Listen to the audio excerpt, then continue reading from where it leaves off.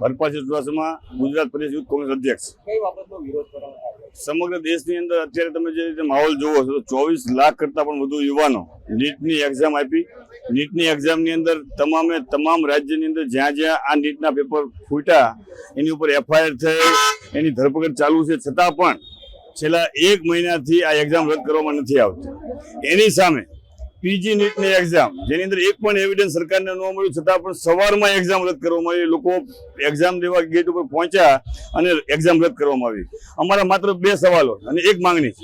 સવાલ 2 એ છે કે આટલા બધા પુરાવા મળવા છતાં પણ નીટની એક્ઝામ રદ કેમ નથી થઈ, અને જે પીજી નીટની એક્ઝામ જે હતી કે જેની અંદર કોઈ પણ એવિડન્સ મળ્યું નહીં અને એ એક્ઝામ રદ કરવામાં આવી, તો સરકાર ખુલાસો આપે કે આ એક્ઝામ કેમ રદ કરવામાં આવી।